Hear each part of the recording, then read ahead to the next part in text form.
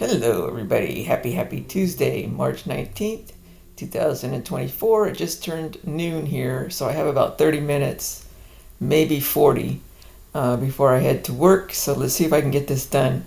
It's history of the world. It's going to go quickly. I'm going to assume whatever. Let's just do it.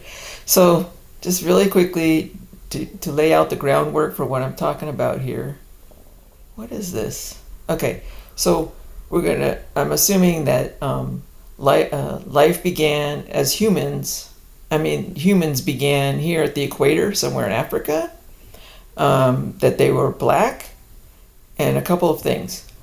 Um, my own observations. This might not be true, but I'm going on this. This is just all guesswork, okay? But I think, if we, whatever. So I think when blacks have a large family, I think the the the younger the children, like lower and lower in birth order, they tend to have lighter and lighter skinned children as you go down. Um, Also, I'm going to say when blacks have children, at least back then, um, uh, especially if they had a mutant that caused like red hair and lighter skin, you'll see that a lot sometimes. When blacks could have little redheaded kids with light skin, it's almost an albinoism. But they also have the males in the pecking order have smaller and smaller penises. So you have lighter skin and smaller penises, and this is the beginning of white people.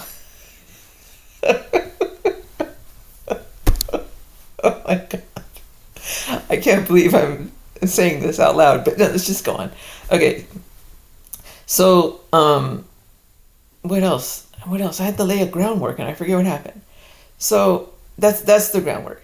And what happened with these lighter skinned people is they had to like oh there I had to tell you something about the penis size matters depending on the female. I've been through this before, but I'm just going to go very quickly. um, Penis size does matter if you're going by the female bottom size, because the way intercourse happened primitively and in animal world and with primitive humans and with humans now, the real way if you're trying to make offspring is through rear entry positions. And in this position you're able to the male with the long, if she has a large bottom and if he has a large enough penis, he can hit something called their G spot. And yes, there is something called a G spot, and yes, there is something called female ejaculation, and just thousands of years of control by gay men has caused this. We still 2024, we don't realize this, but all these you know systems were in place for. And also, so this is how sex worked. Okay, you have to imagine that it has to go fast. Okay, or else you're going to be eaten by a lion or a tiger. So this modern day, oh, you got to romance me forever, and he's got to be hard forever, and I'm gonna make all sorts of noises like when Harry met Sally. It's just like you're gonna be eaten before you get to stage one. It's got to be fast. It's got to be fast. Got to be relatively quiet. This is why gay men know this. There's asphyxiation where they're quiet or they hold their breath, and it makes them come faster, or they that's, and that works. I mean, it's not like you hold your breath on purpose, but the more quiet you are and you're not breathing in and out and making fake noises like in When Harry Met Sally, fake orgasm, that's not the way primitive real orgasms work.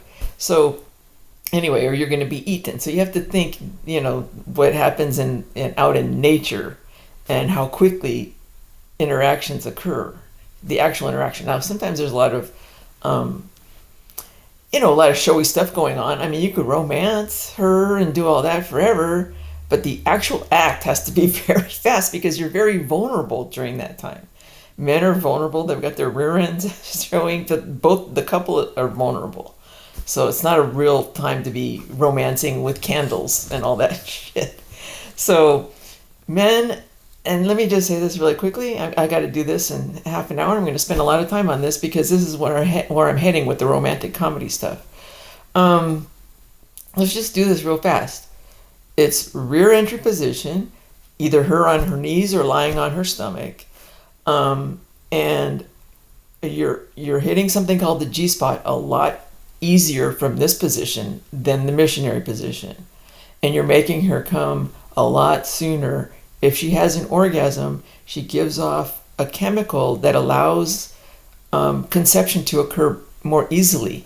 It facilitates the sperm and helps it reach the egg when she has an orgasm.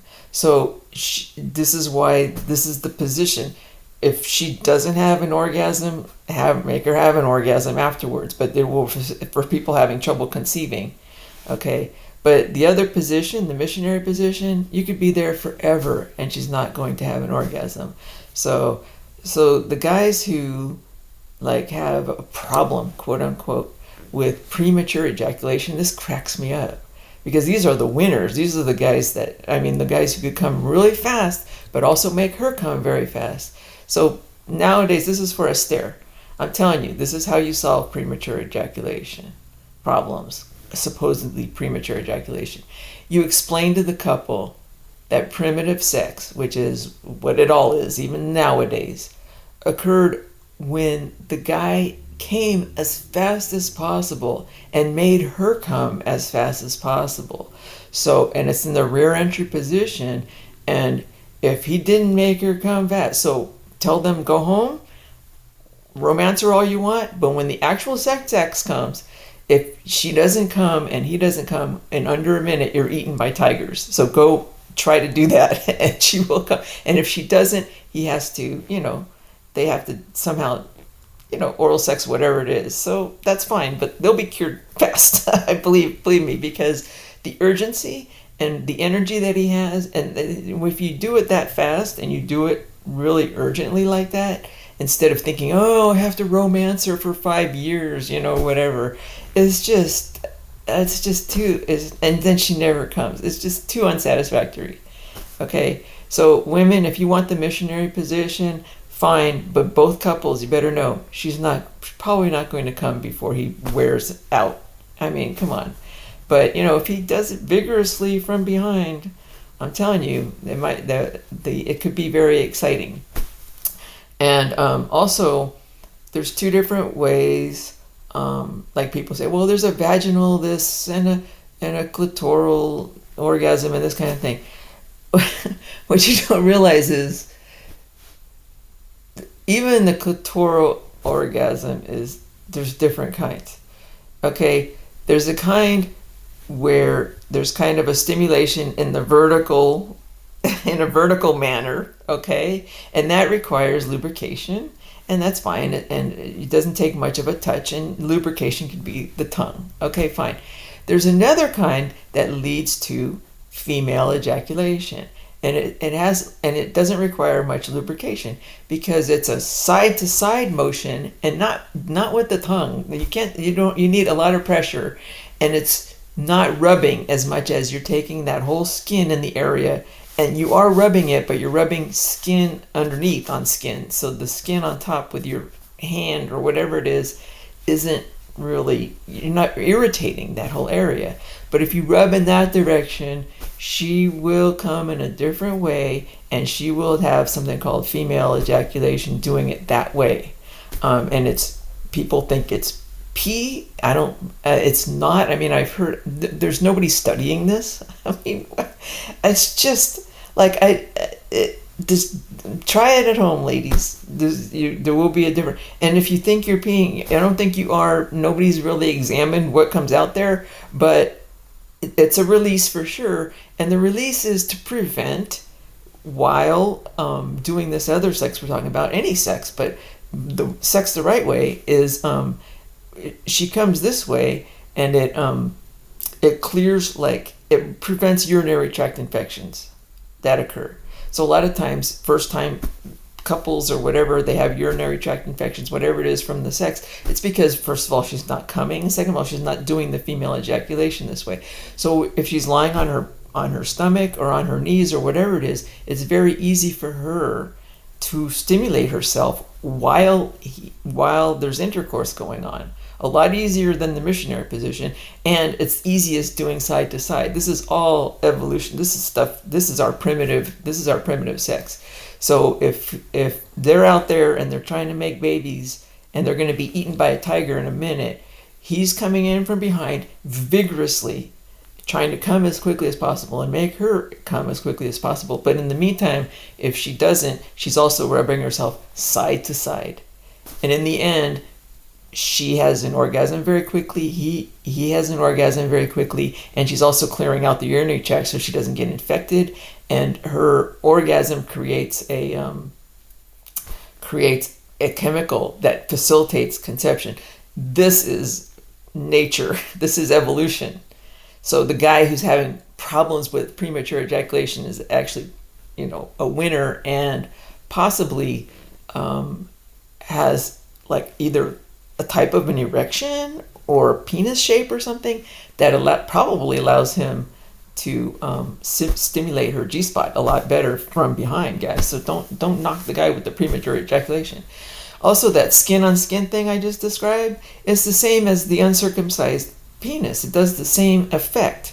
It's a skin on skin motion instead of raw skin that requires a lot of I've already discussed this before too, but it's just like we're circumcising him, we're telling him to do missionary position, we're telling him he has to romance her forever. This is all just freaking BS from gay men who want to make sure that the sexual act does not lead to children and is not fun or not working properly. All right, it's all propaganda BS. All right, and we're gonna change all that. But I'm just telling you now that penis size is important in this case, coming in from behind, if the female's bottom is large. And in the early humans at the equator, the blacks, the males had large penises and the females had large bottoms. They still do to this day. The blacks do. I'm sorry to tell you, but I'm not sorry to tell you. This is just the truth. But it doesn't matter because they're able to.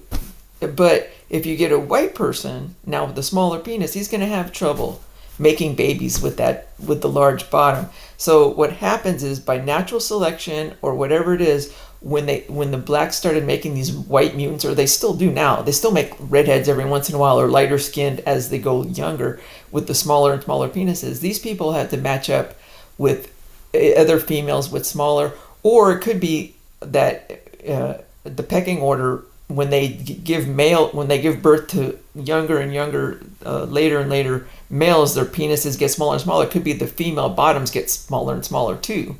I mean, it could have been two different things causing this evolution. But what happens is the white males match up with other whites or females with smaller bottoms, and then evolution occurs so that when they produce children, those children are white with small bottoms and small penises. And this is how the white race came out, with small bottoms, small penises, and white. Okay? At first. So we have also in what happened. So they're in this area now, and what happens with the whites is they're not doing so well if they're too white near the equator. They'll do better moving north, so they're not getting skin cancer and all sorts of problems with the sun, because blacks do great at the equator. They're protected from the sun. Blacks do not do great north of the equator. When they start moving up here, I hope you can see my little hand. When they start moving north, what happens is there's something very important called vitamin D, and the way that it is created in the body is we intake certain vitamin D, but then it's not useful until the skin creates the useful form of vitamin D in our body. And the skin creates that with input from the UV rays from the sun. So, and at the equator, the blacks get plenty of sun. Even though they're protected from the sun, it's like the right balance. If they travel north, their black skin blocks out the sun. They're not making vitamin D. They don't do very well going north. And that's still to this day. If there's a very, very black person and they're living in Canada, you really have to pay attention to vitamin D deficiency in them.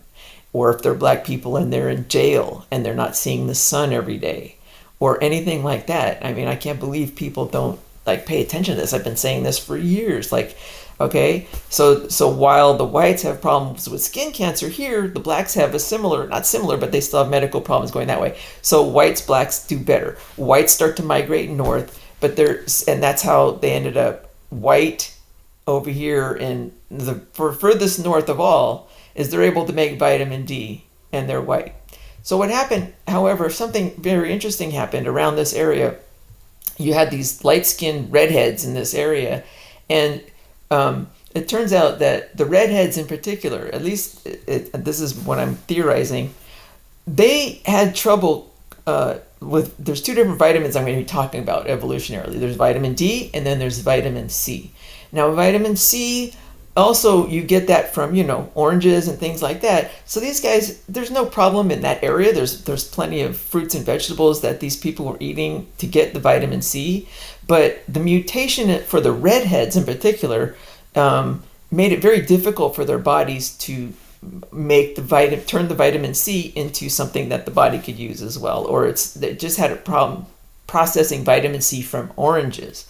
But in the Sea of Galilee, right here, Sea of Galilee in Israel, in the Middle East, it's a little bit salty. It's not like the ocean, but they do have sardines, which is it's not really a freshwater fish. You're able to drink that water, but it's more salty. It's more salty than most lakes, but not so salty like the ocean that you can't drink it.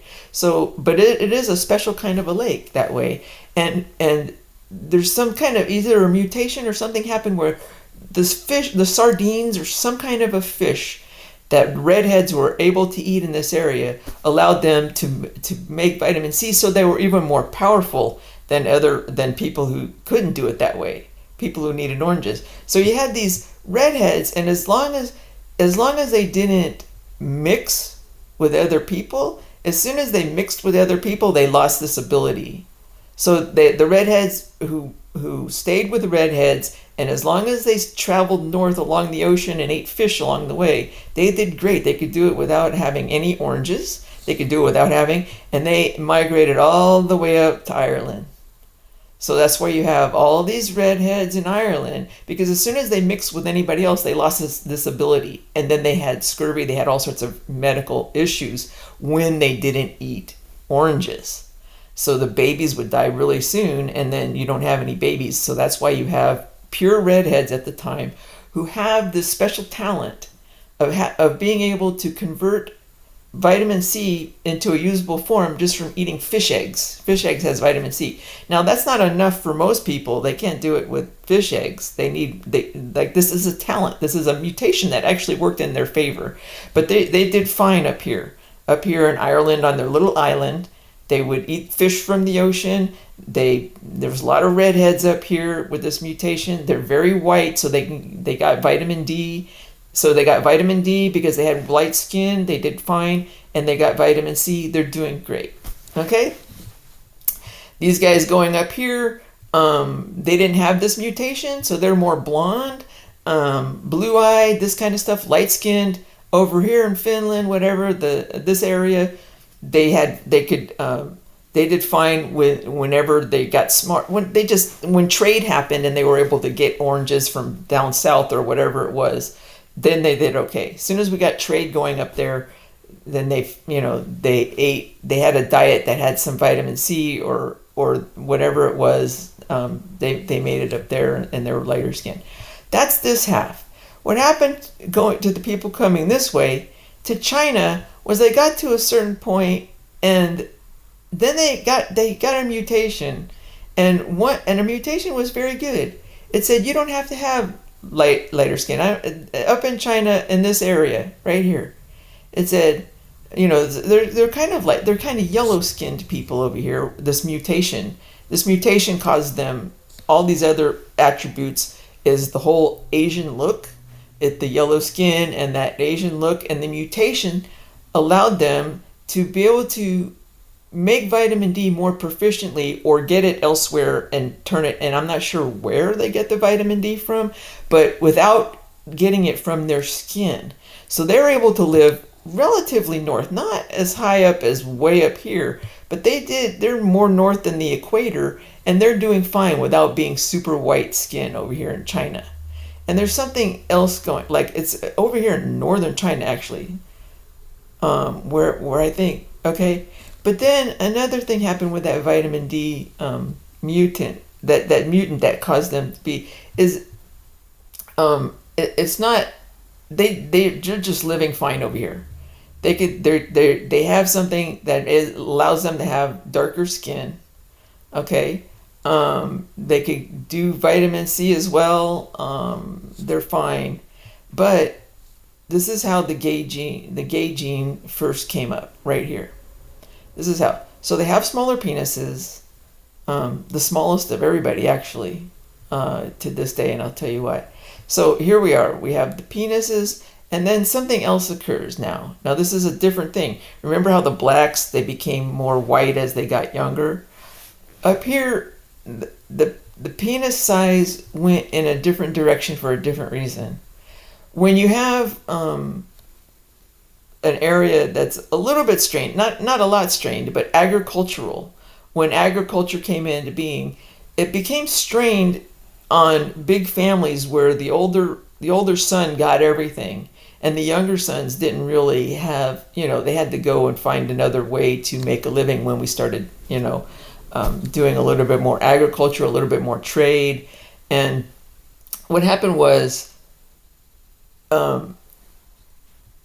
this is a kind of mutation that was decided by mating. Like it's just like the rear end size one. It became like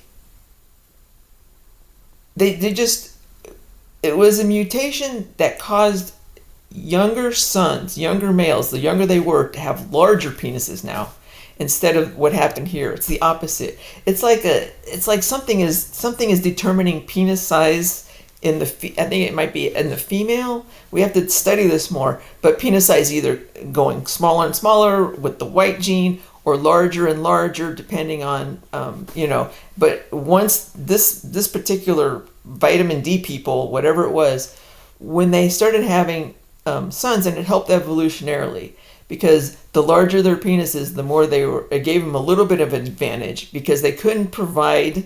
So the mates, so a woman would look and go, well, he's not going to give me an orgasm as much, but we'll still have sex because he has a farm. But the younger son, he's broke, but you know what? We're going to have great sex, and he's going to make me have orgasms, and we're going to have more kids that way.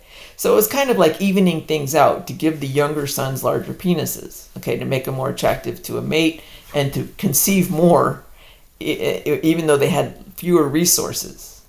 Okay, then that went haywire a little bit, and it turned into larger and larger and larger penises until it went across the line, and it turned them into a gay male. Okay, and the gay males don't even want females anymore. They're very aggressive. They have a lot of testosterone, which is causing the larger penises. They have the largest penises, and they prefer males. Now we're going to get into the history. Now that's where gays started. Okay, right there in China, and it happened that way. That's how the gay gene started. So we're going to trace what happened with these genes, but let's talk about gays for a minute. Very quickly, briefly, there are three types of gays, and then there's non-gay dumbass moron. Okay, so this is how we do it. There's some gays that are very, very, very violent. Let's back up. I have 5 more minutes. We're going to do this in 5 minutes, I swear. And it's going to make sense. And I don't care. I'm posting this now for sure. So, the earth has plenty of resources for humans if all they want, and that's all most humans want, is food, shelter, and the ability to provide that to offspring. And a lot of times you say, why do you have offspring? Well, they have sex because they like it. But also, non-gay humans, all humans, they want something a little bit called immortality. And they want to, like, you just don't want to be living here. And one way that non-gay men like want immortality is just children. It doesn't even have to be their biological children, actually. Like, this is what gay men don't understand. It's just like somebody younger that remembers who they are, live with them, and then when they die, kind of lives on and remembers them at least. And then the grandchildren. Now, it's not immortality forever, but it's enough to satisfy. It's enough to, like, make men want to have children or be around children or adopt the children of another female and maybe have more children, whatever it is. But that's the impetus, because having kids is a pain in the ass. So this is a drive that humans have, not just the sex drive.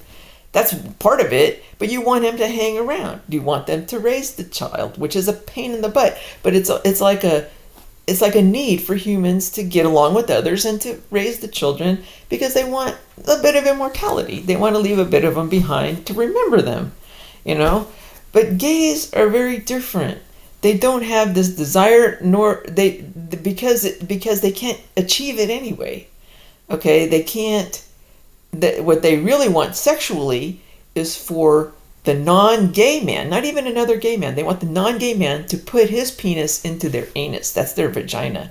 It's not what most people think. They think, oh, a gay man wants to put his penis in another man's anus. That's not what they want at all. They do that to get ahead, or because they have to, like a prostitute would. Okay, a prostitute will do whatever to provide sex to get ahead in other ways, and this they will do that for other gay men or for whatever it is. But what they really want is, especially the non-gay men, because that's what they fall in love with, and they can never have this.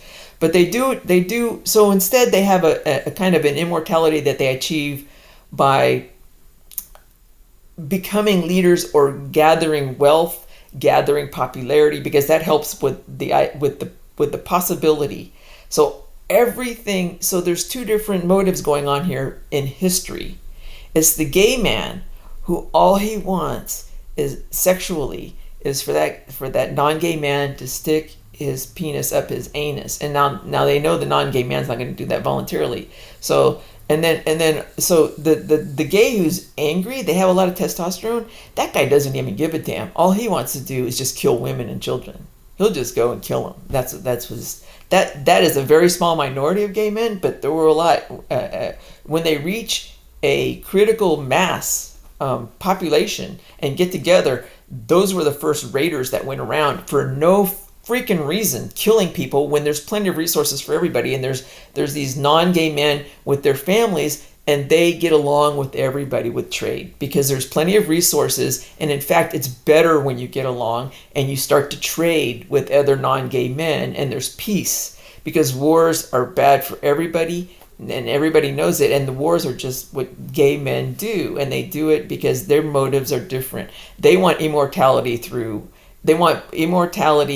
having a lot of money, a lot of power, and going down in history. But they also want a lot of money and a lot of power because it'll increase their chances of having the non-gay man have sex with them in this way in particular. So the three kinds of gay men are the super violent ones who they don't even care too much about the sex part. Or if they do, it's like a rape, where it's not even, gay rape is different because it's not, maybe they do prefer that to stick their penis up a guy's anus, but that's not really it. They'll rape the guy because it's easy to, to make him have an erection and then sit on his penis. That's a rape. You could rape a guy that way. And it's, that's what they'll do. They just don't even care. Then there's a gay man who is, and gay men are also more, because they have more testosterone, they're smarter, a lot of them, and they're also than non-gay men, and they're more powerful physically. So you get a lot of athletes, you get a lot of warriors. These men, they're the ones who go around killing. They just want to kill women in revenge. They hate women because those are and children, and they're just violent. And then there's another gay, manipulative gay. And they're still bad gay. They're control freak gays. They're both control freaks. But the manipulative control freaks are the most dangerous. They're the ones who run the swamps. They're the ones who run the governments. They're the ones who try to trick the non-gay man. They're the ones who aren't going to have a war, but they will let the non-gay man pretend there is a war so that they can come and join him in the foxholes and get away from this. The whole thing is trick the non-gay man to hate his girl, his wife, leave his family, his girl, his wife, whatever it takes. He's always coming between the non-gay man and his family, non-gay man and his sex. They've created religions, they create propaganda, they're doing it now. They're not, a lot of them are eunuchs, but we'll talk about eunuchs a little bit later in China. Okay? So, and then the third kind of gay man is the one who is smart and emotionally stable and he'll try to trick the non-gay man, but not in an illegal way, and he won't do stuff like holocausts and he's not a slimy. Those guys are great. Those guys advance society, actually. So, and when you look in the past in all these ancient societies that rise and fall, a lot of the technology was created by this section of gay men because they're brighter, they're smarter, and non-gay men, like Elon Musk. Okay, so so even today, okay, 12:32. I'm doing all right. So I just wanted to give you this general thing of what happens with the gay men before we go on to what's happening here. So in China, for instance, they realize pretty soon, because they're smart, that these violent form of gay men are born with the largest penises of all. So immediately, they're just smart. Not immediately, but over time, they just start castrating. And in those days, when they formed eunuchs in those days were called, nowadays it's just castration, which means the testicles are removed. But in those days, castration, and to form eunuchs, they took off the penis and the testicles. And they were doing those gay men a favor, because the ones who were most violent had too much testosterone. They didn't need those penises. And what happened was they formed this wonderful person who didn't want the penis in the first place. Okay, it's what most gay men are now. They would, if you talk to a gay man now and said, would you have liked your penis and your testicles cut off at birth if you knew? Yeah, hell yeah. The ones who are trans especially, but maybe not. I shouldn't say that, but I'm saying the trans men would prefer that. But what happened was, it kept all the penises in China very small. They're still today. It kept the whole society peaceful. All the gay men, and up until the 20th century, you still hear about eunuchs running all of the old empires. Like if there was an empire, because they're smart and then they were manipulative too, and they still are. There's still some bad manipulative ones, but a lot less warring going on. There is some warring, and there'll be some stuff, but that's going on in China, and that's why China is more peaceful.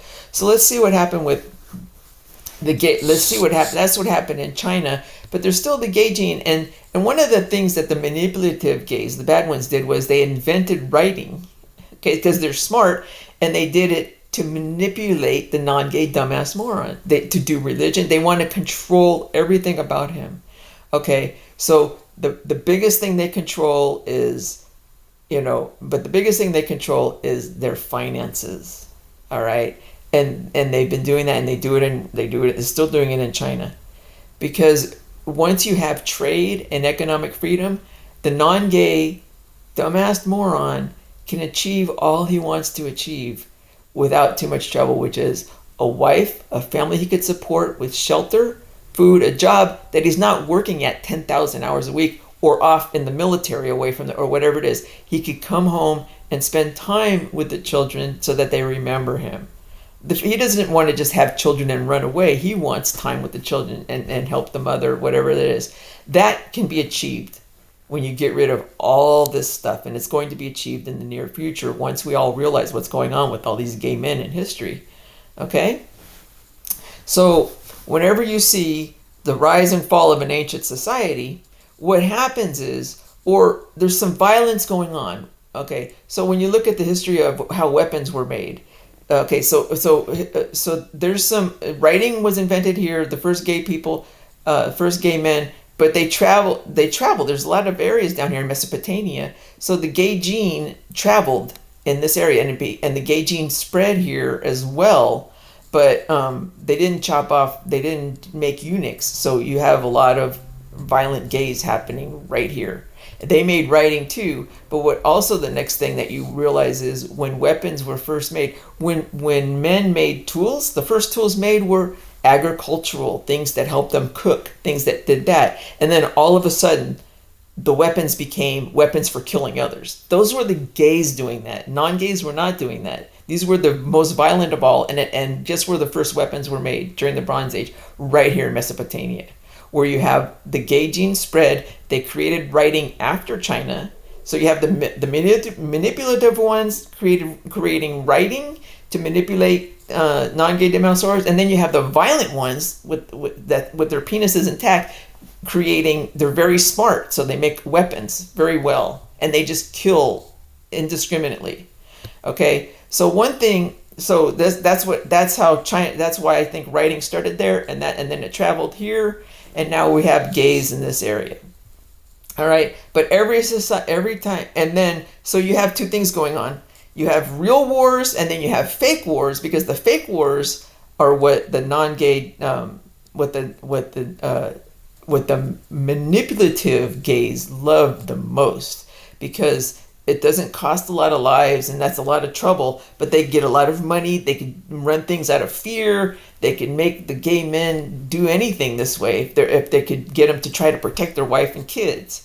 And also they turn them into slaves. And the other thing is fascism, which is this kind of slave thing, this control freak thing going on, is unsustainable financially. So you have a lot of violence going on from these guys who just want to kill people, and then you have a lot of fake killing that ends up collapsing a whole society because they're not doing the right kind of taxing schemes. They overtax them, they overcontrol them, and then people are starving. And then and then what happens before is a little bit of warring, because there's shortages of food now, because it's not true capitalism. Because you're trying to control the non-gay man. If you let true capitalism and trade happen, all these starvations and then the end of society won't happen. So that's what we're doing now. We're going to get the 16th Amendment down. All right, so I'm just giving you a history of. So what happened over here with let's go back to our redheads. So the redheads have vitamin C, and through fish. So guess what? The redheads are also a little more adventuresome. The gays are adventuresome too. Like they go out, they are adventuresome in a violent way. The redheads up here, they're not. There's no gay gene up here. Remember, there's no gayness going on. They just moved up here. There's the vitamin D gay thing going on over here. They don't have that. They have light skin. They don't need it. They have the light skin for the vitamin D. They don't need this gay vitamin D thing going on over here in China. So they're adventuresome. They get on these little rafts, and they are the only ones who can do this, redheads, because they can eat fish and make vitamin C and not get scurvy. They could be out in the ocean forever, and that's why right around 400, you get Easter Island, you get all these redheads down here. Like, what the hell are these redheads doing here? Because they can cross the ocean better than anybody. So they're all over the place, and they're peaceful. Like, all you hear about at Easter Island is how peaceful the redheads were. And they got along with everybody on the island, because there's no gay gene over here. The gay gene is over here. Okay? This is around in the year 400, let's say. Okay?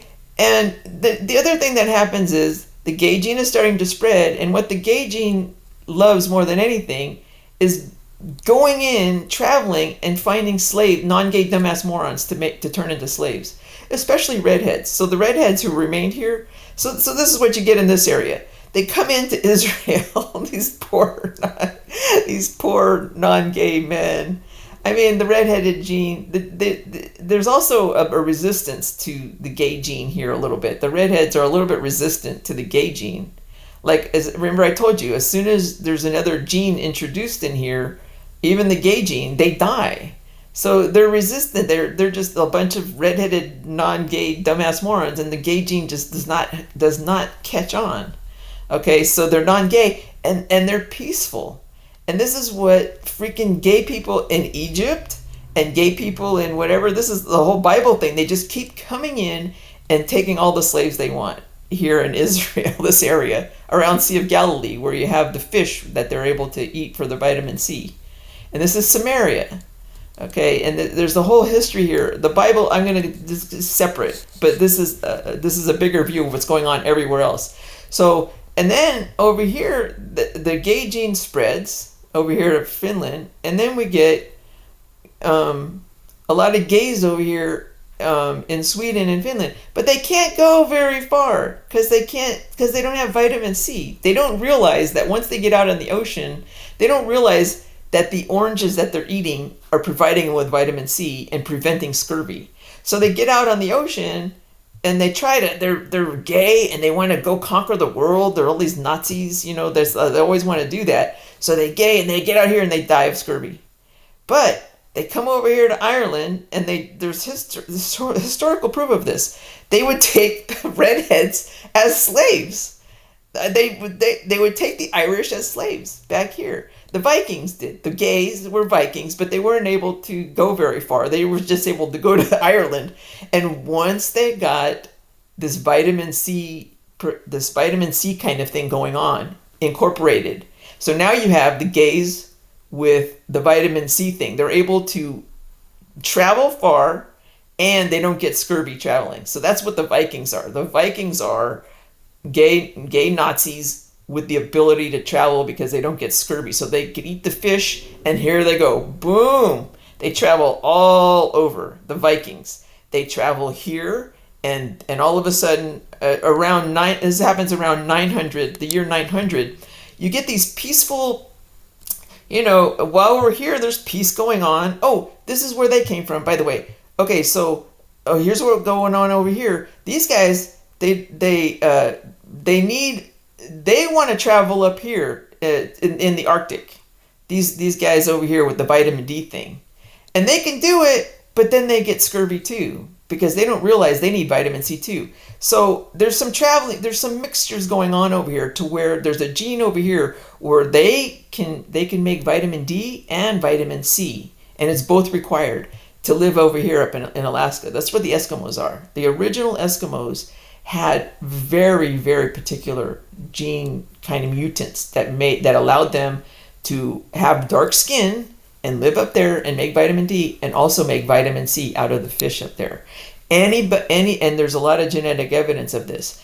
Any outsider trying to mate with these people and their genetic makeup in the entire Arctic Circle is all the same, the genetic makeup. If you get any other kind of genetic makeup, the baby dies before it even can get old enough to reproduce. So this is the Eskimos. These are the Eskimo people and their genetics. And there's no gay gene here because the gay gene just stayed in China. They tried to come up here and they couldn't. So it was only when the non-gay vitamin C people eventually were able to travel up here, and they're not gay. Also, there's something about alcohol intolerance too. China has it. And the opposite happens with these non-gay people. The Irish get drunk because they're not gay. The gay gene also has an alcohol intolerance. So nowadays people say, oh, the gay people have more alcoholism. That's bullshit. If you're gay, you have a less likelihood of, you might mentally become an alcoholic or whatever, but physically you don't have like the Irish and also some Native Americans that come from Eskimos. They came south, but these are the people who came south, and as they traveled south, that vitamin D thing didn't matter so much, and the vitamin C, that kind of stuff didn't matter as they came down toward the equator. So that is what you call, there's the Aztecs, the Incans, the Mayans. Very peaceful, okay, very peaceful, no gay gene down here until the year 900. So you have the Mayans, and they are like, there's some, if there are gay, they're nice or whatever, and they have all this technological stuff going on. The society's going great until 900, when here come the Vikings with their gay gene, and they spread it here, and all of a sudden there's war. whatever, and then eventually in 1200 the whole Mayan culture collapses because they had all of a sudden there were slaves, violence, the economy wasn't what it was. They didn't have like this trade thing going on and what we would have without the gay gene. And that's what we're going to have without, I mean, we're going to have it with or without the gay gene soon. But I'm just telling you that the Mayans fell because the gay gene came down from the Vikings. And then you get the Aztecs and the Incans who are started with the gay gene. They didn't even start peacefully. They were warring from the very beginning and had slaves and had everything. And they fell eventually because because fascism and the gay kind of way of running things and controlling other men and having them as slaves, it just never works. It eventually collapses. So the Aztecs, lots of technological advances, of course, because the gays were smart and all that stuff, but it will collapse economically eventually. So that's what happened here with the gays. And then I got to go to work, guys. But I'm just saying that this is how the gay stuff happened. And every time you say the Roman Empire collapsed, it's economically. And when you say like, they came and took the Jews and took them to Babylon, and you're beginning to think that could have been a humanitarian, because when you read the Bible, there's lots of famine going on. And just they tried to do the economically, it just didn't work in the Middle East, and they're doing it now. It's the same thing. Economically, it just collapses. And you have famine, not because of the wars, it's the other way around. And then also just, so it was almost a humanitarian when they came and picked up these slaves. And the first thing they did when they got the slaves was they circumcised them because it marked them as slaves, and then they shaved them. And the reason they shaved them is because there's no metal in the freaking middle in Israel. There's no metal. They couldn't even make shavers for themselves. So they just had long hair, and it was almost humanitarian. They came in, and the circumcision wasn't very nice, but it was to mark them as slaves. But then they shaved them down. Like, my God, you guys, you don't have shavers here? And the Jews adopted that as if they created it. They said, oh yeah, we circumcised because we created that. It's not because that's what they did to us. They humiliated us and we grow our hair long and never cut it on purpose. And it's like, no, that originated from you guys being so damn poor and so nice and so rated. Now, okay. So I got to go to work. Oh my God, I'm going to be late. So bottom line is goodbye. Bottom line, there's a couple of bottom lines, and there is no white privilege. What it is just whites have more gay men. There's no black. If you're very, very black, you're not gay probably. They just look at the studies and see where they try to get very dark people, and there aren't very many dark blacks who are gay. And the gay gene, and anyway, so there's a lot I'm not getting in here, but we're done. I'm going to try to upload it. I'm going to try to upload this from work. That's the end of the world. World history is gay history, and if you stop the slave culture, which is what we're in right now, it's actually a slave culture, which is a Ponzi scheme. Like, you're constantly, if you do the taxing right and the finances correctly, we're going to have peace. And as long as you understand, there's nothing wrong with what the gays are doing. As long as you understand what they're doing, you can't blame them. That's how they're born. That's how they feel. They really want to get the non-gay man to put his penis up his anus, and they trick him into it, or if they force him away from his wife and kids, and they control the family court this way. They really torpedo that whole hetero family structure. They torpedo it in every way possible. I'm trying to fight that right now. And goodbye. I'm going to be late. I'm not going to lose my job. Godspeed to everybody coming out the other. Okay, everything's going to be okay. Everybody, hang in there. I'm living my best life for sure. For sure. I just this is this is just a broad view, and I will spend the rest of my life studying these things.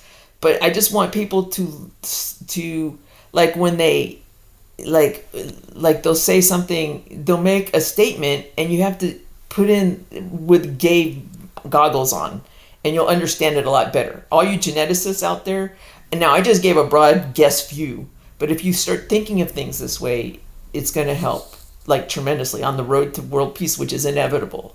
It's inevitable because the gays can no longer control the narrative anymore the way they have in the whole history. Since the internet, they cannot control. It's just becoming more and more expensive, and it's going to collapse again, except this time what is going to come up is finally world peace. Finally the economic system that allows the non-gay man to have the life that he wants without, every single leader right now, all billionaires are all gay. Like, and they're all gay and white. So anyway, it's not white privilege, guys. Don't blame like my son who's not gay. He's just white. He's just as much a slave in a lot of ways as everybody else to the white gay man. Okay, bye. Living my best life. Everything's gonna be okay. Everybody, hang in there.